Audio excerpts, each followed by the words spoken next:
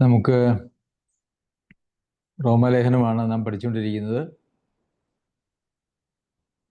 അതിൻ്റെ 7-ാമത്തെ അധ്യായം നാം ഏകദേശം പഠിച്ച് കഴിഞ്ഞു. 7-ാമത്തെ അധ്യായത്തിൽ ന്യായപ്രമാണം സംബന്ധിച്ചാണ് നമ്മൾ ചിന്തിച്ചത്. ന്യായപ്രമാണത്തിന് മനുഷ്യൻ്റെ മേൽ ഉണ്ടായിരുന്നതായ അധികാരം, അതുപോലെ തന്നെ ന്യായപ്രമാണം ചെയ്യുന്നതായിട്ടുള്ള ശുശ്രൂഷ, മനുഷ്യൻ്റെ ജീവിതത്തിൽ ചെയ്യുന്നതായിട്ടുള്ള കാര്യങ്ങൾ.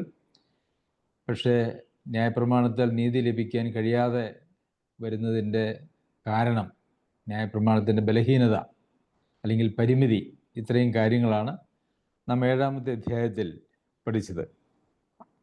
അതിൻ്റെ 25-ാമത്തെ വാക്യത്തിൽ 24 വരെയുള്ള വാക്യങ്ങളിൽ ന്യായപ്രമാണം നമ്മുടെ ജീവിതത്തിൽ നമുക്ക് നീതി തരാനായിട്ട് പര്യാപ്തമല്ല. ന്യായപ്രമാണത്തിൻ്റെ കീഴിൽ ജീവിക്കുന്ന ആളുകൾക്ക് നീതി ലഭിക്കുവാനായിട്ട് കഴിയുകയില്ല. അതിന് കാരണം എന്താണ് എന്നുള്ളതിനെക്കുറിച്ചൊക്കെ വിശദമായിട്ട് പറഞ്ഞതിന് ശേഷം 25-ാമത്തെ വാക്യത്തിൽ നമ്മുടെ കർത്താവായ യേശുക്രിസ്തു മുഖാന്തരം ഞാൻ ദൈവത്തിന് സ്തോത്രം ചെയ്യുന്നു. അപ്പോൾ കർത്താവായ യേശുക്രിസ്തു ഈ ഒരു പ്രശ്നത്തിന് എന്തോ ഒരു പരിഹാരം വരുത്തിയിട്ടുണ്ട് എന്നുള്ള സൂചനയോടുകൂടിയാണ് അവിടെ ആരംഭിക്കുന്നത്.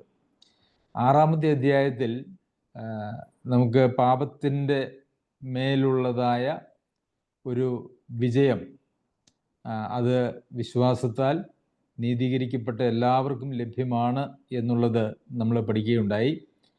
കർത്താവായ യേശുക്രിസ്തുവിനോട് കൂടെ മരിച്ചടക്കപ്പെട്ടതായിട്ടുള്ള ആളുകൾ എല്ലാവരും പാപത്തിൽ നിന്ന് സ്വാതന്ത്ര്യം പ്രാപിച്ചവരാണ്. അവർ വീണ്ടും അവരുടെ അവയവങ്ങളെ പാപത്തിന് കൊണ്ടുപോയി സമർപ്പിക്കുന്നത് വരെ അത് നമ്മൾ പ്രത്യേകം മനസ്സിലാക്കണം. അതുകൊണ്ട് പാപത്തിന് സമർപ്പിക്കരുത് എന്നാണ് വളരെ കർശനമായിട്ടുള്ള നിർദ്ദേശം 6-ാമത്തെ അധ്യായത്തിൽ നാം പഠിച്ചത്. 7-ാമത്തെ അധ്യായത്തിൽ ഈ ന്യായപ്രമാണത്തിൻ്റെ കീഴിൽ ഉണ്ടായിരുന്ന ആളുകളാണ് വിശ്വാസത്തിലേക്ക് വന്നത്. അപ്പോൾ അവർക്ക് അവരുടെ പാരമ്പര്യമായിട്ടുള്ള വിശ്വാസത്തിലേക്ക് പോകാനായിട്ടുള്ള സാധ്യതകൾ ഉണ്ട്. അതുമാത്രമല്ല, കർത്താവിൻ്റെ സന്നിധിയിലേക്ക് വന്നാൽ കൂടിയും രക്ഷിക്കപ്പെട്ടതിന് ശേഷവും നിയമത്തെ അനുസരിക്കുന്നതിനെ അടിസ്ഥാനപ്പെടുത്തിയിട്ടുള്ളതായ ഒരു ജീവിതക്രമത്തിലേക്ക് അവർ പോകുവാനായിട്ടുള്ള സാധ്യതയുമുണ്ട്. ന്യായപ്രമാണത്തിൻ്റെ പ്രവൃത്തികളാൽ നമുക്ക് നീതീകരിക്കപ്പെടുവാനായിട്ട് ഒരിക്കലും വിശ്വാസത്തിലേക്ക് വന്ന ആളുകൾ പിന്നീട് പോകുവാനായിട്ട് പാടില്ല. അതുകൊണ്ടാണ് നമുക്ക് കാണാനായിട്ട് കഴിയുന്നത് പൗലോസ് അപ്പോസ്തലൻ വിശദമായി ന്യായപ്രമാണത്തിൻ്റെ പരിമിതികൾ ഒക്കെയും വെളിപ്പെടുത്തി അതിനുശേഷം പറയുകയാണ്, നമ്മുടെ കർത്താവായ യേശുക്രിസ്തു മുഖാന്തരം ഞാൻ ദൈവത്തിന് സ്തോത്രം ചെയ്യുന്നു. ഇവിടെ ഈ സ്തോത്രം ചെയ്യുന്നത് എന്തിനാണ് എന്ന് വെച്ചാൽ, ഇച്ഛിക്കുന്ന നന്മ ചെയ്യാൻ കഴിയാതെ ഇച്ഛിക്കാത്ത തിന്മ ചെയ്യുന്നതിൻ്റെ പേരിലോ, അല്ല എങ്കിൽ ബുദ്ധിയോട് പോരാടുന്ന വേറൊരു പ്രമാണം, ബുദ്ധിയുടെ പ്രമാണത്തോട് പോരാടുന്ന വേറൊരു പ്രമാണം ഉള്ളതുകൊണ്ടോ, പാപത്തിന് ദാസനായി വിൽക്കപ്പെട്ടതുകൊണ്ടോ, ജഡമയനോ ആയതുകൊണ്ടോ ഒന്നുമല്ല ഇവിടെ സ്തോത്രം ചെയ്യുന്നത്. ഇതിൽ നിന്ന് എന്തോ ഒരു വിജയത്തിന് ക്രിസ്തുയേശുവിൽ വിശ്വസിക്കുന്ന ആളുകൾക്കൊരു വഴി ഒരുക്കിയിട്ടുണ്ട്. അതോർത്താണ് ഇവിടെ അപ്പസ്തോലൻ സ്തോത്രം ചെയ്യുന്നത്. അതിനുശേഷം 8-ാമത്തെ അധ്യായത്തിലേക്ക് വരുമ്പോൾ നമുക്ക് ജഡത്തിൻ്റെ മേലുള്ളതായ ഞാനോ ജഡമയൻ എന്ന പൗലോസ് അപ്പോസ്തലൻ 14-ാമത്തെ വാക്യം 7:14 പറഞ്ഞിരിക്കുന്നത് നാം കണ്ടു. ജഡമയനായിട്ടുള്ള ഒരു മനുഷ്യന് ജഡത്തിൻ്റെ ബലഹീനത നിമിത്തം ന്യായപ്രമാണത്തെ അനുസരിക്കാൻ കഴിയാത്തതായിട്ടുള്ളൊരു മനുഷ്യന് ജഡത്തെ ജയിക്കുന്നതിനുള്ള വഴി ദൈവം ഒരുക്കിയിരിക്കുന്നതാണ്. നമുക്ക് അതോർത്താണ് സ്തോത്രം ചെയ്യുന്നത്. അതാണ് തുടർന്നുള്ള വാക്യങ്ങൾ നമുക്ക് കാണുവാനായിട്ട് സാധിക്കുന്നത്. അതുകൊണ്ട് ഇപ്പോൾ 8-ാമത്തെ അധ്യായം 1-ാം വാക്യം, അതുകൊണ്ട് ഇപ്പോൾ ക്രിസ്തുയേശുവിലുള്ളവർക്ക് ഒരു ശിക്ഷാവിധിയും ഇല്ല. അതുകൊണ്ട് ഇപ്പോൾ ക്രിസ്തുയേശുവിലുള്ളവർക്ക് ഒരു ശിക്ഷാവിധിയുമില്ല. ഇത് ഈ രക്ഷയുടെ ഭദ്രത എന്ന് പറയുന്നതായിട്ടുള്ള പ്രമാണം പഠിപ്പിക്കുന്ന ആളുകൾക്ക് ഏറ്റവും പ്രിയപ്പെട്ട ഒരു വാക്യമാണ്. എല്ലായിടത്തും അവർ എടുത്ത് ഉപയോഗിക്കുന്നതായിട്ടുള്ളൊരു വാക്യവും കൂടിയാണിത്. എന്നാൽ നമുക്കറിയാമല്ലോ, അപ്പസ്തോലന്മാർ എഴുതിയതായിട്ടുള്ള ലേഖനങ്ങളൊന്നും അതിൻ്റെ ഒറിജിനൽ പ്രതി ഇന്ന് നമുക്ക് ലോകത്ത് ലഭ്യമല്ല. അതിൻ്റെ കയ്യെഴുത്ത് പ്രതികളാണ് നമുക്ക് ലഭ്യമായിട്ടുള്ളത്. അപ്പോൾ ഈ ഒറിജിനൽ ലേഖനങ്ങൾ അല്ലെങ്കിൽ പുസ്തകങ്ങളിൽ നിന്നും അന്നത്തെ ആളുകൾ കയ്യെഴുത്ത് പ്രതികൾ ഉണ്ടാക്കിയിട്ടുണ്ടായിരുന്നു. ധാരാളം കയ്യെഴുത്ത് പ്രതികൾ ഉണ്ടാക്കിയിട്ടുണ്ടായിരുന്നു. അങ്ങനെയുള്ള കയ്യെഴുത്ത് പ്രതികൾ ധാരാളം നമുക്ക് ലഭ്യമാണ്. അത്തരം കയ്യെഴുത്ത് പ്രതികളിൽ നിന്നാണ് ഈ തർജ്ജമകളൊക്കെയും ചെയ്ത് നമുക്ക് ഈ ഒരു രൂപത്തിൽ ദൈവവചനം ലഭിച്ചിരിക്കുന്നത്. എന്നാൽ ഈ കയ്യെഴുത്ത് പ്രതികളിൽ അപൂർവമായി ചില പൊരുത്തക്കേടുകളുണ്ട്. അതൊരു യാഥാർത്ഥ്യമാണ്. 99.99% പൊരുത്തക്കേടുകളില്ല. എന്നാൽ അത്യപൂർവമായി ചില പൊരുത്തക്കേടുകൾ ഉണ്ട് ആദ്യകാല കയ്യെഴുത്ത് പ്രതികളിൽ പോലും എന്നുള്ളത് നമുക്ക് സമ്മതിക്കാതിരിക്കാൻ വയ്യ.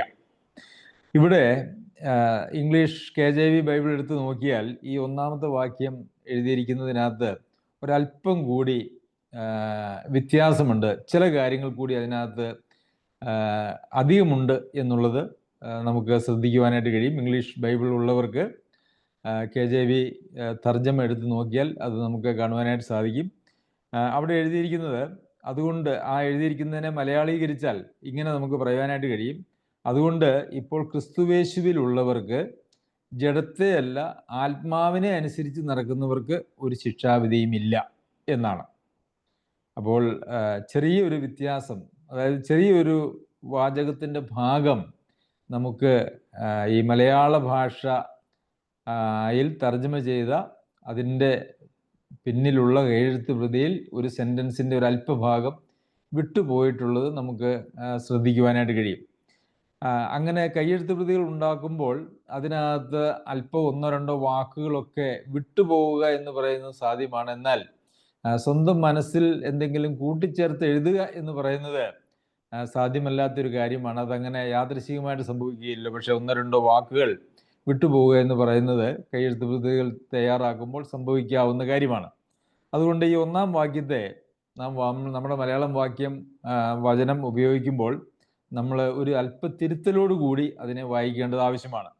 അതുകൊണ്ട് ഇപ്പോൾ ക്രിസ്തുവേശുവിലുള്ളവർക്ക് ജഡത്തെയല്ല ആത്മാവിനെ അനുസരിച്ച് നടക്കുന്നവർക്ക് ഒരു ശിക്ഷാവിധിയും ഇല്ല എന്നാണ് നമ്മൾ അതിനെ വായിച്ച് മനസ്സിലാക്കേണ്ടത്. അതെങ്ങനെയാണ് എന്ന് ഞാൻ വിശദീകരിച്ചത് നിങ്ങൾക്ക് മനസ്സിലായി എന്ന് ഞാൻ വിചാരിക്കുന്നു. അതിനെക്കുറിച്ച് എന്തെങ്കിലും സംശയമുണ്ടെങ്കിൽ പിന്നീട് അതിനെക്കുറിച്ച് ചോദിക്കാവുന്നതാണ്. അലക്സാണ്ട്രിയയിൽ നിന്ന് ലഭിച്ചതായിട്ടുള്ള കയ്യെഴുത്ത് പ്രതികളെ അടിസ്ഥാനപ്പെടുത്തിയാണ് ഈ ഇംഗ്ലീഷ് തർജ്ജമ തയ്യാറാക്കിയിരിക്കുന്നത്. അതിൽ ഈ വിധത്തിലുണ്ട് എന്നുള്ളത് നാം ശ്രദ്ധിക്കണം. അപ്പോൾ ഒരു ശിക്ഷാവിധിയുമില്ല. ആർക്കാണ്? ക്രിസ്തുവേശുവിലുള്ളവർക്ക്. ക്രിസ്തുവേശുവിലുള്ളവർ എന്ന് പറഞ്ഞാൽ ആരാണ്? ജഡത്തെ അല്ല ആത്മാവിനെ അനുസരിച്ച് നടക്കുന്നവർ. അത് വളരെ പ്രധാനപ്പെട്ട ഒരു കാര്യമാണ്. ഇത് മാത്രവുമല്ല, നമ്മൾ തുടർന്ന് താഴേക്ക് വായിക്കുമ്പോൾ ഇത് 8-ാം അധ്യായത്തിൽ തന്നെ നിങ്ങൾ ജഡത്തെ അനുസരിച്ച് ജീവിക്കുന്നുവെങ്കിൽ മരിക്കും നിശ്ചയം. 13-ാമത്തെ വാക്യം, നിങ്ങൾ ജഡത്തെ അനുസരിച്ച് ജീവിക്കുന്നുവെങ്കിൽ മരിക്കും നിശ്ചയം എന്ന് പറഞ്ഞിട്ടുണ്ട്.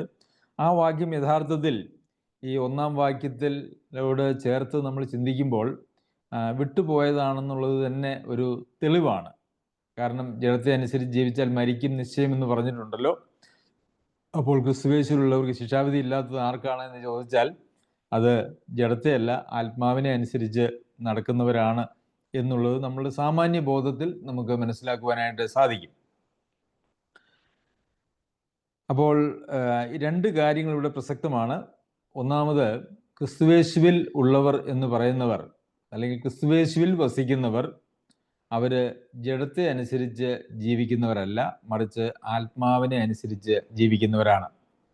അതിനെ തിരിച്ച് നാം ചിന്തിച്ചാൽ നമുക്കിങ്ങനെ പറയാനായിട്ട് കഴിയും: ആത്മാവിനെ അനുസരിച്ച് ജീവിക്കുന്നവർ മാത്രമാണ് ക്രിസ്തുവേശുവിന് ഉള്ളവർ. ജഡത്തെ അനുസരിച്ച് ജീവിക്കുന്നവർ ഒരിക്കലും ക്രിസ്തുവേശുവിലുള്ളവർ അല്ല എന്ന് നമുക്ക് കാണാം. അത് എന്തുകൊണ്ടാണ് എന്നുള്ളത് നമുക്ക് തുടർന്നുള്ള വാക്യങ്ങൾ പഠിക്കുമ്പോൾ വളരെ വ്യക്തമായി അവിടെ നമുക്ക് രേഖപ്പെടുത്തി തന്നിട്ടുണ്ട്.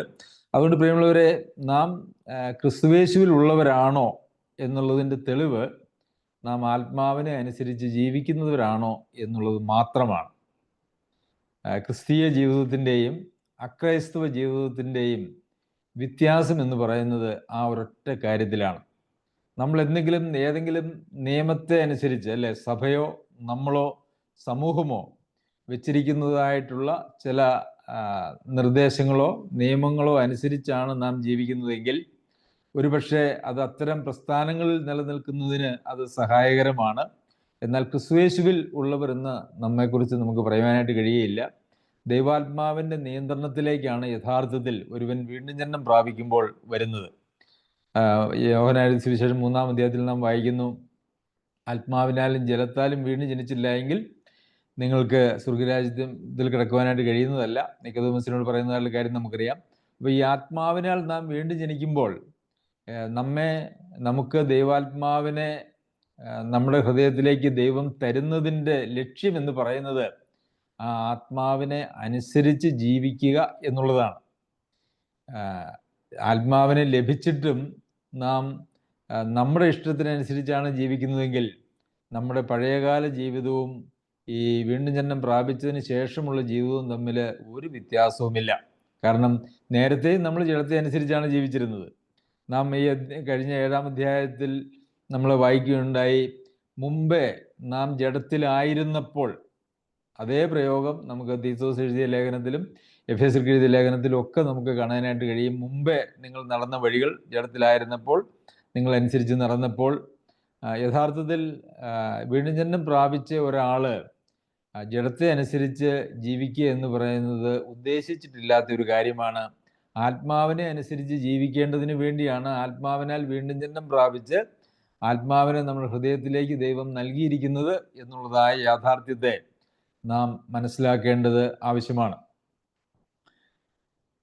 അതുകൊണ്ട് പ്രിയമുള്ളവരെ, ശിക്ഷാവിധി ഇല്ലാതിരിക്കുന്നത് ആർക്കാണ് എന്ന് ചോദിച്ചാൽ അത് ക്രിസ്തുയേശുവിൽ ഉള്ളവർക്ക്, അതായത് ആത്മാവിനെ അനുസരിച്ച് നടക്കുന്നവർക്ക് മാത്രമാണ്.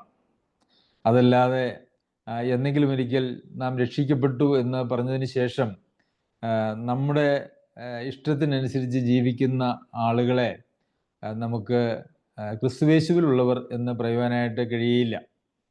നമ്മൾ തിമോഥെയോസിന് എഴുതിയ ലേഖനത്തിൽ നമ്മൾ വായിക്കുന്ന ഒരു വേദഭാഗമുണ്ട്. പിശാചിനാൽ പിടിപ്പെട്ട് കുടുങ്ങിയവരാകിയാൽ സുബോധം പ്രാപിച്ച് ദൈവേഷ്ടം ചെയ്യുമോ എന്ന് വെച്ച് അവരെ സൗമ്യതയോടെ പഠിപ്പിക്കേണ്ടതുമാകുന്നു. അപ്പോൾ ദൈവേഷ്ടം ചെയ്യുക എന്ന് പറയുന്നതാണ് നമ്മളെ സംബന്ധിക്കുന്നതായിട്ടുള്ള കാര്യം. ഈ ദൈവേഷ്ടത്തിൽ നിന്നും മാറി സ്വന്തം ഇഷ്ടത്തിലേക്ക് നാം തിരിയുന്നത് പിശാചിനാൽ പിടിക്കപ്പെടുമ്പോഴാണ്. നമുക്ക് അവിടെ നിന്നും വളരെ വ്യക്തമായിട്ടുള്ള സൂചന ആ കാര്യത്തിൽ നമുക്ക് ലഭിക്കുന്നുണ്ട്. ഈ ആത്മാവ് നമ്മിൽ വസിക്കുകയും ആത്മാവിനെ അനുസരിച്ച് നടക്കാതിരിക്കുകയും ചെയ്യുമ്പോൾ എന്താണ് സംഭവിക്കുന്നത് എന്നുള്ളതും നമുക്ക് വചനത്തിൽ കാണുവാനായിട്ട് കഴിയും. എഫേസ്യർക്ക് എഴുതിയ ലേഖനത്തിൽ അതിൻ്റെ 4-ാമത്തെ അധ്യായത്തിലാണെന്ന് തോന്നുന്നു, നാം ഇപ്രകാരം വായിക്കുന്നുണ്ട്, കോപിച്ചാൽ പാപം ചെയ്യരുത്, സൂര്യൻ അസ്തമിക്കുവോളം കോപിക്കരുത്. അത് പറഞ്ഞതിന് ശേഷം പറയുകയാണ്, നിങ്ങളിലുള്ള പരിശുദ്ധാത്മാവിനെ ദുഃഖിപ്പിക്കരുത്. അതിൻ്റെ അർത്ഥം ആത്മാവിനെ അനുസരിച്ച് നടക്കുന്നതായിട്ടുള്ള ഒരാൾ ഒന്ന് കോപിച്ചു പോയാൽ ആ കോപം സൂര്യൻ അസ്തമിക്കുവോളം വെച്ചുകൊണ്ടിരിക്കാനായിട്ട് അവർക്ക് കഴിയുകയില്ല. കാരണം ആത്മാവ് അതിന് സമ്മതിക്കുകയില്ല. ആത്മാവ് വസിക്കുന്നതായിട്ടുള്ള ഒരു വ്യക്തിയെ ആത്മാവ് അങ്ങനെ പ്രകോപിപ്പിച്ചുകൊണ്ടിരിക്കും, ഓർമ്മിപ്പിച്ചുകൊണ്ടിരിക്കും, ബോധ്യപ്പെടുത്തിക്കൊണ്ടിരിക്കും. സൂര്യൻ അസ്തമിക്കുന്നതിന് മുമ്പ് ഈ കോപമൊക്കെ മാറ്റണം, അതിന് പരിഹാരം ഉണ്ടാക്കണം എന്ന്. എന്നാൽ അങ്ങനെ പരിഹാരം ഉണ്ടാക്കാനായിട്ട് ആത്മാവിൻ്റെ പ്രചോദനം ലഭിച്ചിട്ടും അതിന് നാം കൂട്ടാക്കുന്നില്ല എങ്കിൽ പിന്നെ അതിനെക്കുറിച്ച് അവൾ പറയുന്നത് നിങ്ങളിലുള്ള ആത്മാവിനെ ദുഃഖിപ്പിക്കരുതെന്നാണ്. ആത്മാവ് ദുഃഖിച്ചു പോകാനായിട്ട് സാധ്യതയുണ്ട്. എന്ന് മാത്രവുമല്ല, അങ്ങനെ നാം പരിശുദ്ധാത്മാവിന് ഒട്ടുമേ കീഴടങ്ങാതെ തുടർമാനമായി നാം ജഡത്തെ അനുസരിച്ച് തന്നെ ജീവിച്ചാൽ ഒരുപക്ഷെ അതിൻ്റെ ആത്യന്തിക ഫലമായിരിക്കും പരിശുദ്ധാത്മാവിനെ കെടുത്തരുത് എന്ന് നമ്മൾ തെസ്സലോനിക്കർക്ക് എഴുതിയ 1-ാം ലേഖനം 5-ാമത്തെ അധ്യായത്തിൽ വായിക്കുന്നുണ്ട്. വീണ്ടും പരിശുദ്ധാത്മാവിനെ കെടുത്തുക എന്ന് പറഞ്ഞാൽ ആത്മാവിനെ എന്ത് ആവശ്യത്തിന് വേണ്ടി നമ്മളിലേക്ക് ദൈവം നൽകിയിരിക്കുന്നോ ആ ഒരു ആവശ്യത്തിന് നമുക്ക് പ്രയോജനപ്പെടാത്ത വിധത്തിൽ അല്ലെങ്കിൽ നിർവീര്യമാക്കപ്പെടുക, നമ്മളിൽ പരിശുദ്ധാത്മാവിന് പ്രവർത്തിക്കാൻ കഴിയാത്തൊരവസ്ഥയിലേക്ക് നാം എത്തിച്ചേരുക. ഞാൻ വിചാരിക്കുന്നു യോഹന്നാൻ എഴുതിയ ലേഖനം 1-ാം ലേഖനത്തിൻ്റെ അടിസ്ഥാനത്തിൽ നാം അതിനെ ചിന്തിച്ചാൽ പാപം ചെയ്തുകൊണ്ടിരിക്കുന്നവൻ പിശാചിൻ്റെ മകനാകുന്നു എന്ന് നമ്മൾ വായിക്കുന്നുണ്ട്. അപ്പോൾ നമ്മുടെ അവയവങ്ങളെ 7-ാമത്തെ അധ്യായത്തിൽ നാം കണ്ടു. നമ്മുടെ അവയവങ്ങളിൽ നമ്മളോട് പോരാടുന്നതായിട്ടുള്ള ഒരു പ്രമാണമുണ്ട്. ശരീരം നമുക്ക് അനുകൂലമല്ലാത്ത ഒരവസ്ഥയുണ്ട്. എന്നാൽ നമ്മുടെ അവയവങ്ങളെ പാപത്തിൻ്റെ, നീതിയുടെ ആയുധങ്ങളായി ദൈവത്തിന് സമർപ്പിക്കുന്നതിന് പകരം അനീതിയുടെ അവയവങ്ങളായി പാപത്തിന് സമർപ്പിച്ചു കഴിയുന്ന ഒരവസ്ഥയിൽ പിന്നെ പരിശുദ്ധാത്മാവിന് നമ്മിൽ വസിച്ച് പരിശുദ്ധാത്മാവിൻ്റെ ശബ്ദം കേൾക്കാൻ നാം കൂട്ടാക്കാതെ അങ്ങനെ പോയാൽ പരിശുദ്ധാത്മാവ് കിട്ടുപോകും. പിന്നെ വീണ്ടും പരിശുദ്ധാത്മാവിനെ നിന്ദിക്കുക, അതിൻ്റെ അടുത്ത തലമാണ് പരിശുദ്ധാത്മാവിനെ നിന്ദിക്കുക എന്ന് പറയുന്നത്. അത് എബ്രായർക്ക് എഴുതിയ ലേഖനത്തിൽ നമ്മൾ വായിക്കുന്നുണ്ട്. 10-ാം അധ്യായത്തിൽ അവിടെ നാം വായിക്കുന്നത്, നിങ്ങൾ അതായത് അവർ വിശ്വാസം വിട്ട് അവരുടെ പഴയ എബ്രായ വിശ്വാസത്തിലേക്ക് അവർ പോകാനായിട്ട് തുനിയുമ്പോൾ അവരോട് പറയുകയാണ്, കൃപയുടെ ആത്മാവിനെ നിന്ദിക്കുക. അതായത് നിങ്ങൾ മനഃപൂർവ്വം സത്യത്തിൻ്റെ പരിജ്ഞാനം ലഭിച്ചതിന് ശേഷം നിങ്ങൾ മനഃപൂർവ്വം പാപം ചെയ്താൽ ആ പാപത്തിന് വേണ്ടി ഇനി ഒരു യാഗവും ശേഷിക്കുന്നില്ല എന്നാണ്. അതിനെ ദൈവത്തിനെ വീണ്ടും ചവിട്ടിക്കളയുകയും കൃപയുടെ ആത്മാവിനെ നിന്ദിക്കുകയും തന്നെ വിശുദ്ധീകരിച്ച നിയമത്തെ മലിനമെന്ന് നിരൂപിക്കുകയും ചെയ്യുക. ആ ഒരു അവസ്ഥയിൽ വന്നു കഴിഞ്ഞാൽ പിന്നെ അവർക്ക് വേണ്ടി ഒരു രക്ഷാപദ്ധതി പിന്നെ ഇല്ല എന്നുള്ളതാണ് അവിടെ നമുക്ക് കാണുവാനായിട്ട് കഴിയുന്നത്. അപ്പോൾ ഈ ജഡത്തെ അനുസരിച്ച് ജീവിക്കുന്ന പരിപാടിയാണ് ഇന്ന് ലോകത്തിലെ, ക്രിസ്തീയ ലോകത്തിൽ നമുക്ക് കാണുവാൻ കഴിയുന്നതായ ബഹുഭൂരിപക്ഷം അവസ്ഥയും എന്ന് പറയുന്നത്. വീണ്ടും ജനനം പ്രാപിച്ചു അല്ലെങ്കിൽ രക്ഷിക്കപ്പെട്ടു, സ്നാനപ്പെട്ടു എന്നൊക്കെ പറഞ്ഞതിന് ശേഷം പിന്നെയുള്ള അവരുടെ ജീവിതം എന്ന് പറയുന്നത് സാധാരണഗതിയിൽ ആ ജീവിതത്തിൻ്റെ പ്രത്യേകത അവരവരുടെ ഇഷ്ടത്തിനനുസരിച്ച് അങ്ങ് ജീവിക്കുന്നു എന്നുള്ളത് മാത്രമേ ഉള്ളൂ. അതല്ലാതെ ദൈവത്തെ അനുസരിച്ച് ജീവിക്കുക, ആത്മാവിനെ അനുസരിക്കുക എന്ന് പറയുന്നതൊന്നും അവർക്ക് വിഷയമല്ല. ഒരു പക്ഷേ അവരുടെ ചില ദുശീലങ്ങളൊക്കെ, മദ്യപാനമോ പുകവലിയോ അല്ലെങ്കിൽ അതുപോലെ പൊതുവിൽ സഭകളിൽ സ്വീകാര്യമല്ലാത്തതായിട്ടുള്ള ചില സ്വഭാവങ്ങൾ ഒരു പക്ഷേ അവരെ മാറ്റിയെന്നിരിക്കാം. അതിനപ്പുറം അവരുടെ ജീവിതത്തിൽ യാതൊരു വക വ്യത്യാസങ്ങളും ഉണ്ടാകുന്നില്ല. ആത്മാവിനെ അനുസരിച്ച് നടക്കുക എന്ന് പറഞ്ഞ ഒരു കാര്യത്തെക്കുറിച്ച് സഭകളിൽ നിന്ന് അങ്ങനെ ഒരു പക്ഷേ പറഞ്ഞൊക്കെ പോകുന്നുണ്ടെങ്കിലും അതിന് യാതൊരു വക ഊന്നലും കൊടുക്കുന്നില്ല. ആത്മാവിനെ അനുസരിച്ച് നടക്കുക എന്ന് പറഞ്ഞാൽ എന്താണ് എന്ന് പോലും ആളുകൾക്കറിയില്ല. ആത്മാവ് എന്നൊക്കെ പറഞ്ഞാൽ ഈ ആത്മാവിനെ അന്യഭാഷയിൽ കൊണ്ടുപോയി ഒതുക്കുന്ന അല്ലെങ്കിൽ കെട്ടിയിടുന്ന ഒരു പ്രവണതയാണ് നമുക്കിന്ന് ലോകത്തിൽ എല്ലായിടത്തും കാണുവാനായിട്ട് കഴിയുന്നത്. അങ്ങനെയുള്ള സഭകളിൽ. അല്ലാത്ത സഭകളിൽ അവർ വീണ്ടും ചില ചെയ്യുന്നതിനെക്കുറിച്ചോ ചില ചെയ്യരുതാത്തതിനെക്കുറിച്ചോ ഉള്ള ചില നിയമങ്ങളുടെ അടിസ്ഥാനത്തിൽ സഭ വെച്ചിരിക്കുന്നതായിട്ടുള്ള നിയമത്തിൻ്റെ കീഴിലേക്കാണ് അവർ പോകുന്നത്. അങ്ങനെ നിയമത്തിൻ്റെ കീഴിലേക്ക് പോകുവാനായിട്ട് നമുക്ക് അനുവാദമില്ല. അതുപോലെ തന്നെ ആത്മാവിനെ അനുസരിച്ചല്ലാതെ ഏതാനും ചില കാര്യങ്ങൾ നമുക്ക് സൗകര്യമായി അനുസരിക്കാൻ വലിയ കുഴപ്പമില്ലാത്തതായിട്ടുള്ള കാര്യങ്ങൾ അനുസരിച്ച് ജീവിച്ചു പോകുന്നതൊന്നുമല്ല ക്രിസ്തീയ ജീവിതം എന്ന് പറയുന്നത്. ക്രിസ്തീയ ജീവിതം എന്ന് പറയുന്നത് ആത്മാവിനെ അനുസരിച്ച് ജീവിക്കുന്നതാണ്. അപ്പോൾ അതുകൊണ്ട് ഇപ്പോൾ ക്രിസ്തുവേശുവിലുള്ളവർക്ക് ഒരു ശിക്ഷാവിധിയും ഇല്ല. ക്രിസ്തുവേശുവിലുള്ളവർക്ക് ജഡത്തെയല്ല ആത്മാവിനെ അനുസരിച്ച് നടക്കുന്നവർക്ക് ഒരു ശിക്ഷാവിധിയും ഇല്ല. പ്രിയമുള്ളവരെ, നമ്മുടെ ജീവിതത്തെ നാം ഒന്ന് യഥാർത്ഥത്തിൽ പരിശോധിക്കേണ്ടത് ആവശ്യമാണ്. ദൈവമക്കൾ എന്ന് ഒക്കെ നാം അവകാശപ്പെടുന്നു, വീണ്ടും ജനിച്ചവർ എന്ന് അവകാശപ്പെടുന്നു. എന്നാൽ നമ്മുടെ കാഴ്ചപ്പാടുകൾ എന്തൊക്കെയാണ് വിശ്വാസ ജീവിതത്തെക്കുറിച്ച് എന്നുള്ളത് ദൈവവചനത്തിൻ്റെ അടിസ്ഥാനത്തിൽ നാം മനസ്സിലാക്കേണ്ടത് ആവശ്യമാണ്. പലപ്പോഴും നമ്മളുടെ കൂടെയുള്ളതോ അല്ലെങ്കിൽ നമുക്കറിയാവുന്നതോ ആയിട്ടുള്ള ആളുകളുമായി നമ്മെ താരതമ്യം ചെയ്തിട്ട് അവരുടെയൊക്കെ പോലെ തന്നെ ഞാനും ജീവിക്കുന്നുണ്ട്, അതല്ലെങ്കിൽ അതിനേക്കാൾ കുറച്ച് മെച്ചമാണ്, ഒരുപക്ഷെ അവർ ജീവിക്കുന്ന ജീവിതത്തെ താരതമ്യം ചെയ്യുമ്പോൾ ഞാൻ കുറച്ചുകൂടി മെച്ചമാണെന്നുള്ള ഒരു വിലയിരുത്തലൊക്കെയാണ് ഒരുവിധം സന്തോഷത്തോടെ ഈ ലോകത്തിൽ ജീവിക്കുവാനായിട്ട് നമ്മെ സഹായിക്കുന്നത്. എന്നാൽ അതല്ല, ദൈവവചനത്തിലെ പ്രമാണങ്ങൾ അത് അനുസരിക്കുക എന്നുള്ളത് ഏറ്റവും പ്രാധാന്യമുള്ള ഒരു കാര്യമാണ്.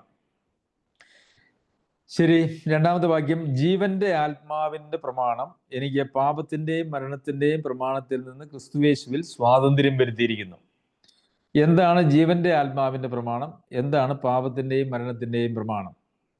ജീവന്റെ ആത്മാവിന്റെ പ്രമാണം എന്ന് പറയുന്നത് കർത്താവായ യേശുക്രിസ്തുവിൽ ആകുമ്പോൾ യേശുക്രിസ്തുവിലുള്ള ജീവന് നമുക്ക് ലഭിക്കുന്നതായിട്ടുള്ള പങ്കാളിത്തവും നമ്മളിലേക്ക് ദൈവം നൽകുന്നതായിട്ടുള്ള പരിശുദ്ധാത്മാവിൻ്റെ നിയന്ത്രണവുമാണ്, അല്ലെങ്കിൽ പരിശുദ്ധാത്മാവിൻ്റെ നിയന്ത്രണവുമാണ് ജീവൻ്റെ ആത്മാവിൻ്റെ പ്രമാണം.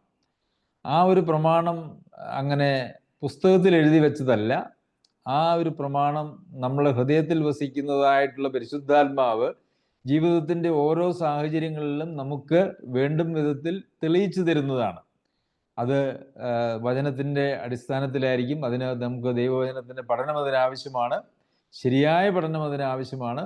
ഇന്ന് ദൈവവചന പഠനം ധാരാളം ലഭ്യമാണ്, എന്നാൽ ശരിയായ ദൈവവചന പഠനം ഇന്ന് വളരെ കുറവാണ് എന്നുള്ളതും സത്യമാണ്. അപ്പോൾ ജീവൻ്റെ ആത്മാവിൻ്റെ പ്രമാണം എന്ന് പറയുന്നത്, കർത്താവ് പറഞ്ഞു, എന്നിൽ വിശ്വസിക്കുന്നവൻ്റെ ഉള്ളിൽ നിന്ന് ജീവജലത്തിൻ്റെ നദികൾ പുറപ്പെടും. കർത്താവായ യേശുക്രിസ്തുവിൽ ജീവനുണ്ട്. സത്യദൈവം നിത്യജീവനും കർത്താവായ യേശുക്രിസ്തുവാണ്. വഴിയും സത്യവും ജീവനും കർത്താവായ യേശുക്രിസ്തുവാണ്. 6-ാമത്തെ അധ്യായത്തിൽ നാം ആ ക്രിസ്തുവിനോട് സ്നാനപ്പെട്ട് ക്രിസ്തുവിനോട് നാം ചേർന്നു, അല്ലെങ്കിൽ ചേരുന്നു, അല്ലെങ്കിൽ ചേരുവാനായി സ്നാനപ്പെട്ടു എന്ന് നമ്മൾ വായിക്കുകയുണ്ടായി. അപ്പോൾ അങ്ങനെ ക്രിസ്തുയേശുവിനോട് ചേർന്നപ്പോൾ ക്രിസ്തുയേശുവിലുള്ളതായിട്ടുള്ള നിത്യജീവനം നമുക്ക് പങ്കാളിത്തം ലഭിച്ചു എന്ന് മാത്രവുമല്ല, നമ്മളിലേക്ക് ദൈവാത്മാവിനെ പകരുകയും ചെയ്തു. അപ്പോൾ ആ ജീവനാധാരമായിട്ടുള്ള പരിശുദ്ധാത്മാവിൻ്റെയും പ്രമാണം നമുക്ക് ദൈവവചനത്തിൻ്റെ അടിസ്ഥാനത്തിൽ നമ്മൾക്ക് ജീവിത സാഹചര്യങ്ങളിൽ ബോധ്യപ്പെടുത്തി തരുന്നതായിട്ടുള്ള പ്രമാണമാണ് ഈ ജീവൻ്റെ ആത്മാവിൻ്റെ പ്രമാണം എന്ന് പറയുന്നത്. പിന്നെ പാപത്തിൻ്റെയും മരണത്തിൻ്റെയും പ്രമാണം, അതാണ് 7-ാമത്തെ അധ്യായത്തിൽ വിശദീകരിച്ചത്. പാപത്തിൻ്റെയും മരണത്തിൻ്റെയും ന്യായപ്രമാണത്തിൻ്റെ കീഴിലിരുന്നതായിട്ടുള്ള ആളുകളിൽ അവരിൽ പാപം വാണു, അവരിൽ മരണം വാണു എന്ന് നമുക്ക് കാണുവാനായിട്ട് കഴിയും. ന്യായപ്രമാണത്തിന് കീഴിലുള്ളവരിൽ മാത്രമല്ല, ആദാമ്യ സന്തതികളിൽ എല്ലാവരിലും ഈ പാപവും അതുപോലെ പാപത്തിൻ്റെ ഫലമായിട്ടുള്ള മരണവും വാണു എന്ന് 6-7 അധ്യായങ്ങൾ പഠിച്ചപ്പോൾ നാം വിശദമായിട്ട് പഠിക്കുകയുണ്ടായി. അപ്പോൾ ഈ ജീവൻ്റെ ആത്മാവിൻ്റെ പ്രമാണം, അതായത് ക്രിസ്തുയേശുവിലേക്ക് വന്നപ്പോൾ, നാം ഇതിനെ 7-ാം അധ്യായത്തിൻ്റെ അവസാനത്തെ വാക്യവും ഇതൊക്കെയാണ് നമ്മൾ ബന്ധിച്ച് ചിന്തിക്കേണ്ട ആവശ്യമാണ്. 7-ാം അധ്യായത്തിൻ്റെ അവസാന വാക്യത്തിൽ നമ്മുടെ കർത്താവായ യേശുക്രിസ്തു മുഖാന്തരം ഞാൻ ദൈവത്തിന് സ്തോത്രം ചെയ്യുന്നു എന്ന് പറഞ്ഞു. 8-ന്റെ 1 ക്രിസ്തുയേശുവിലുള്ളവർക്ക് ഒരു ശിക്ഷാവിധിയും ഇല്ല എന്ന് പറഞ്ഞു. അതിനുശേഷമാണ് പറയുന്നത് ജീവൻ്റെ ആത്മാവിൻ്റെ പ്രമാണം. എന്തുകൊണ്ട് സ്തോത്രം ചെയ്തു, എന്തുകൊണ്ട് ശിക്ഷാവിധി ഇല്ല? പൗലോസ് അപ്പോസ്തലൻ എന്തുകൊണ്ടാണ് ദൈവത്തിന് ക്രിസ്തുയേശു മുഖാന്തരം സ്തോത്രം ചെയ്യുന്നത്? കാരണം ക്രിസ്തുയേശുവിലുള്ളവർക്ക് ശിക്ഷാവിധിയില്ല. എന്തുകൊണ്ടാണ് ക്രിസ്തുയേശുവിലുള്ളവർക്ക് ശിക്ഷാവിധി ഇല്ലാത്തത്? ഈ ജീവൻ്റെ ആത്മാവിൻ്റെ പ്രമാണം പാപത്തിൻ്റെയും മരണത്തിൻ്റെയും പ്രമാണത്തിൽ നിന്ന് ക്രിസ്തുയേശുവിൽ സ്വാതന്ത്ര്യം വരുത്തിയിരിക്കുന്നു. അതുകൊണ്ടാണ് ക്രിസ്തുയേശു മുഖാന്തരം സ്തോത്രം ചെയ്യുന്നു എന്ന് പറയുന്നത്. ന്യായപ്രമാണത്തിൻ്റെ കീഴിൽ നിന്നും നമുക്ക് സ്വാതന്ത്ര്യം ലഭിച്ച് നാം ജീവൻ്റെ ആത്മാവിൻ്റെ പ്രമാണത്തിൻ്റെ കീഴിലേക്ക് വരികയാണ്. നമുക്ക് സ്വാതന്ത്ര്യം ലഭിച്ചു എന്ന് പറയുമ്പോൾ ഒരിക്കലും പിന്നെ നമുക്ക് സ്വന്തം ഇഷ്ടത്തിനനുസരിച്ച് ജീവിക്കാമെന്നല്ല. നമ്മൾ നേരത്തെ പഠിച്ചപ്പോൾ ചിന്തിച്ചുവല്ലോ, ബ്രിട്ടീഷുകാരുടെ കയ്യിൽ നിന്നും നമുക്ക് സ്വാതന്ത്ര്യം ലഭിച്ചു എന്ന് പറഞ്ഞാൽ പിന്നെ നാം ഒരു നിയമത്തിൻ്റെയും കീഴിലല്ല എന്നല്ല ഇതിൻ്റെ അർത്ഥം. ഇന്ത്യൻ ഭരണഘടനയുടെ നിബന്ധനകൾക്ക് വിധേയമായിട്ട് മറ്റൊരാൾക്ക് നാം വിധേയപ്പെടുകയാണ് ചെയ്യുന്നത് എന്ന് പറഞ്ഞതുപോലെ തന്നെ ന്യായപ്രമാണത്തിൽ നിന്നും നമുക്ക് സ്വാതന്ത്ര്യം ലഭിച്ചുവെങ്കിലും നാം ക്രിസ്തുയേശുവിലേക്ക് നാം വരികയാണ് ചെയ്യുന്നത്. ക്രിസ്തുയേശുവിൽ നമുക്ക് സ്വാതന്ത്ര്യമുണ്ട്. എന്താണ് ക്രിസ്തുയേശുവിൽ നമുക്കുള്ളതായ സ്വാതന്ത്ര്യം? അത് നാം കൃത്യമായിട്ട് മനസ്സിലാക്കേണ്ടത് ആവശ്യമാണ്. എന്താണ് ക്രിസ്തുയേശുവിൽ നമുക്ക് കിട്ടിയിരിക്കുന്നതായുള്ള സ്വാതന്ത്ര്യം? 7-ാമത്തെ അധ്യായത്തിൽ ഞാൻ ഇച്ഛിക്കുന്ന നന്മയല്ല, ഇച്ഛിക്കാത്ത തിന്മയത്രേ ചെയ്യുന്നത്. എനിക്ക് നന്മ ചെയ്യാനായിട്ടുള്ള ആഗ്രഹമുണ്ട്, ചെയ്യുന്നതോ തിന്മ. അതായത് നമുക്ക് ആഗ്രഹമുണ്ടെങ്കിലും, നന്മ ചെയ്യാൻ ആഗ്രഹമുണ്ടെങ്കിലും അത് ചെയ്യാൻ കഴിയാത്ത വിധം തിന്മ എൻ്റെ അവയവങ്ങളിലുണ്ടായിരുന്നു, എൻ്റെ ശരീരത്തിലുണ്ടായിരുന്നു. അതിൽ നിന്നും അങ്ങനെ ഒരു ബന്ധനം എനിക്കുണ്ടായിരുന്നു. അപ്പോൾ നന്മ ചെയ്യാനായിട്ടുള്ള സ്വാതന്ത്ര്യം യഥാർത്ഥത്തിൽ എനിക്കുണ്ടായിരുന്നില്ല. കാരണം നന്മ ചെയ്യാൻ ആഗ്രഹമുണ്ടെങ്കിലും അത് ചെയ്യുവാനായിട്ടുള്ള സ്വാതന്ത്ര്യമില്ലാതെ ഞാൻ പാപത്തിൻ്റെ അടിമത്തത്തിലായിരുന്നു. പാപത്തിന് ദാസനായി വിൽക്കപ്പെട്ടവനായിരുന്നു, അല്ലെങ്കിൽ ദാസിയായി വിൽക്കപ്പെട്ടവളായിരുന്നു. അതുകൊണ്ട് നന്മ ചെയ്യാൻ ആഗ്രഹമുണ്ടായിരുന്നു എങ്കിൽ പോലും എനിക്ക് ചെയ്യുവാനായിട്ട് കഴിയുന്നില്ല. ഇന്ന് ക്രിസ്തുയേശുവിലേക്ക് വന്നപ്പോൾ എനിക്ക് നന്മ ചെയ്യാനായിട്ട് ആഗ്രഹമുണ്ടെങ്കിൽ അത് ചെയ്യുവാനായിട്ടുള്ള സ്വാതന്ത്ര്യം എനിക്കുണ്ട്.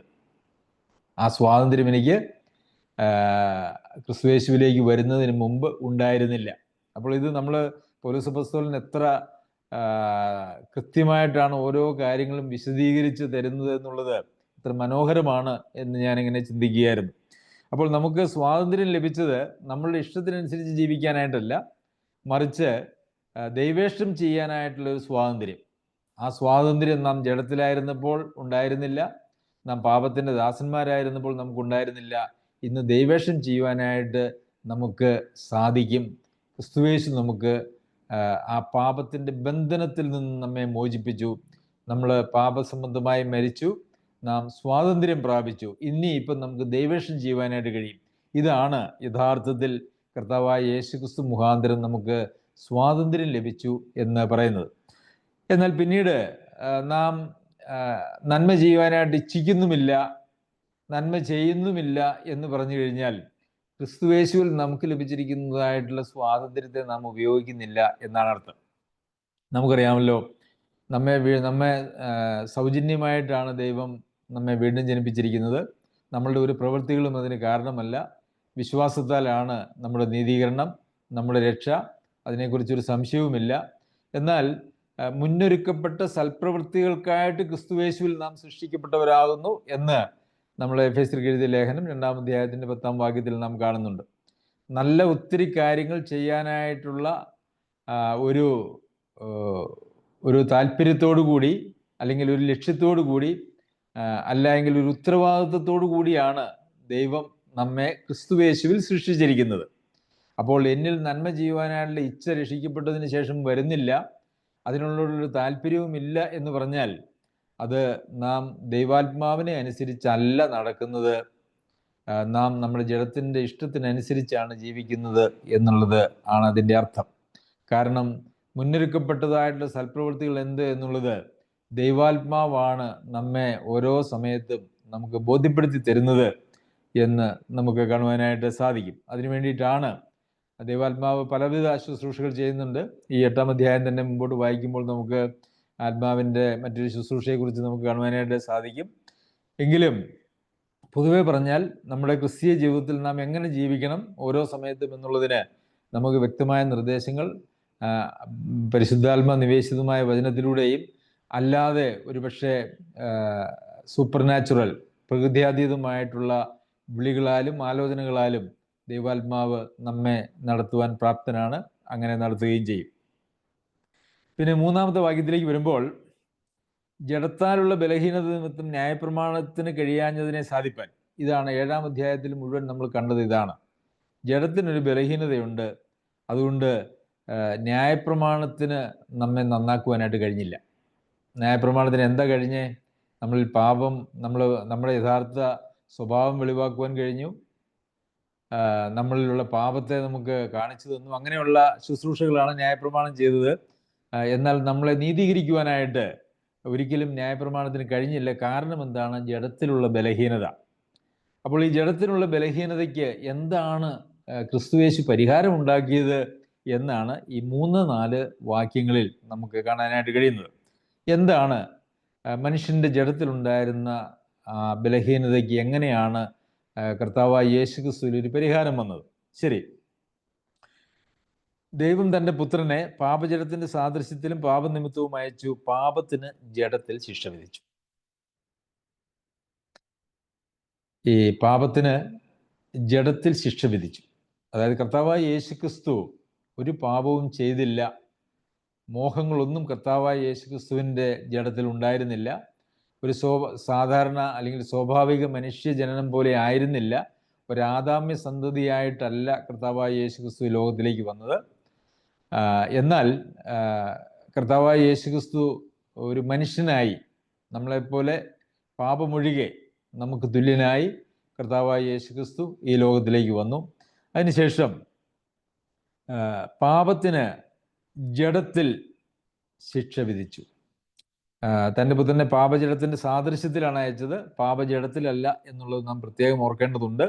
സാദൃശ്യം മാത്രമേ ഉള്ളൂ. അതായത് കർത്താവായ യേശുക്രിസ്തുവിനെയും നമ്മയും കണ്ടാൽ സാദൃശ്യമുണ്ട്, പക്ഷേ പാപജഡത്തിലല്ല. അതായത് പാപകരമായിട്ടുള്ള ഉള്ളിൽ നിന്ന്, കർത്താവിൻ്റെ ഉള്ളിൽ നിന്ന് പാപകരമായിട്ടുള്ള ചിന്തകൾ വരുമായിരുന്നില്ല എന്നുള്ളതാണ്. എന്നാൽ പുറത്തു നിന്നുള്ള പ്രലോഭനങ്ങൾ കർത്താവിനുണ്ടായിരുന്നു. കർത്താവിനെ പരീക്ഷിക്കുവാനായിട്ട് പിശാച് മരുഭൂമിയിലേക്ക് കൂട്ടിക്കൊണ്ടുപോയതൊക്കെ നമുക്ക്, ആത്മാവ് മരുഭൂമിയിലേക്ക് കൂട്ടിക്കൊണ്ടുപോയതൊക്കെ നമുക്ക് മനസ്സിലാക്കുന്നുണ്ടല്ലോ, നാം അത് കാണുന്നുണ്ടല്ലോ. അപ്പോൾ പാപത്തിന് ജഡത്തിൽ ശിക്ഷ വിധിച്ചു. കർത്താവായ യേശു ക്രിസ്തുവിൻ്റെ ജഡത്തിൽ പാപത്തിന് ദൈവം ശിക്ഷ വിധിച്ചു. അതിനുശേഷം ജഡത്തെ അല്ല ആത്മാവിനെ അനുസരിച്ച് നടക്കുന്ന നമ്മിൽ ന്യായപ്രമാണത്തിൻ്റെ നീതി നിവൃത്തിയാകേണ്ടതിന് തന്നെ. അപ്പോൾ നാം ആത്മാവിനെ അനുസരിച്ച് നടക്കുകയാണ് എങ്കിൽ വളരെ ശ്രദ്ധയോടെ നാം മനസ്സിലാക്കണം, നാം ആത്മാവിനെയാണ് അനുസരിച്ച് നടക്കുന്നതെങ്കിൽ നമ്മുടെ ജഡത്തിൻ്റെ ബലഹീനത എന്ന് പറയുന്നതിനെ ദൈവം ന്യൂട്രലൈസ് ചെയ്യുകയാണ്. എങ്ങനെ? കർത്താവായ യേശു ക്രിസ്തു ജഡത്തിൽ ദൈവകൽപ്പനകളെല്ലാം അനുസരിച്ചതിനെ നമുക്കായിട്ട് അങ്ങ് കണക്കിടുകയാണ് ചെയ്യുന്നത്. നമ്മുടെ ജഡത്തിൽ 100% ഒരു പൂർണ്ണത വന്നിട്ടില്ല, അതൊരിക്കലും വരികയുമില്ല. പക്ഷെ ആത്മാവിനെ അനുസരിച്ചാണ് നാം നടക്കുന്നത് എങ്കിൽ, അത് വളരെ ശ്രദ്ധിക്കണം, ആത്മാവിനെ അനുസരിച്ചാണ് നാം ജീവിക്കുന്നത് എങ്കിൽ നമ്മളുടെ കർത്താവായ യേശു ക്രിസ്തു തൻ്റെ ജഡത്തിൽ പൂർത്തീകരിച്ചതായിട്ടുള്ള ആ നീതി നമുക്കായിട്ട് കണക്കിടുന്നു. എത്ര മനോഹരമായിട്ടുള്ള ഒരു രക്ഷാകര പദ്ധതിയാണ് കർത്താവ് നമുക്ക് ഒരുക്കിയിരിക്കുന്നത്.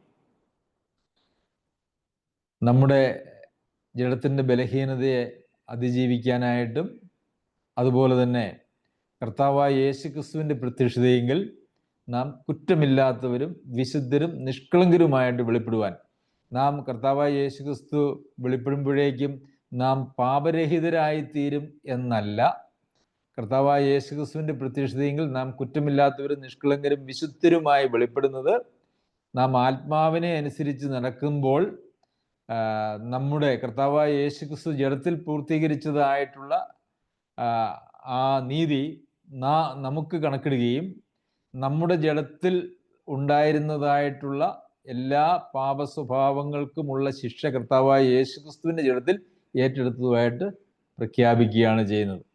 ഇതാണ് നമുക്ക് ഉള്ള രക്ഷാമാർഗം എന്ന് പറയുന്നത്. ഇത് ഞാൻ വിചാരിക്കുന്നു ഒരു സംശയത്തിനും ആവശ്യമില്ലാത്ത വിധം വളരെ കൃത്യമായിട്ടാണ് ഇത് ഇവിടെ എഴുതിയിരിക്കുന്നത്. നമ്മളുടെ രക്ഷ എന്ന് പറയുന്നതിനെ വളരെ ആഴത്തിൽ നാം മനസ്സിലാക്കേണ്ടത് ആവശ്യമാണ്. അതിൻ്റെ കൃത്യമായിട്ടുള്ള കാര്യങ്ങൾ നമ്മൾ മനസ്സിലാക്കേണ്ടത് ആവശ്യമാണ്. അതല്ലെങ്കിൽ നാം തെറ്റിപ്പോകും, ഈ വഴിയിൽ നിന്നൊക്കെ മാറിപ്പോകും. ഇന്ന് ലോകത്ത് ആളുകൾ എല്ലാം വഴിതെറ്റിപ്പോകുന്ന ഒരു അവസ്ഥയിലാണുള്ളത്. ദൈവം നമ്മെ സഹായിക്കട്ടെ. തുടർന്നുള്ള വാക്യങ്ങൾ നാം പഠിക്കുമ്പോൾ നമുക്ക് കൂടുതൽ കാര്യങ്ങൾ ഇത് സംബന്ധിച്ച് മനസ്സിലാക്കുവാനായിട്ട് സാധിക്കും. നമുക്ക് വരുന്ന ദിവസങ്ങളിൽ അത് പഠിക്കാം. സർവശക്തനായ ദൈവം നമ്മെ എല്ലാവരെയും സഹായിക്കട്ടെ. അവൻ്റെ പരിശുദ്ധ നാമം വാഴ്ത്തപ്പെടുമാറാകട്ടെ.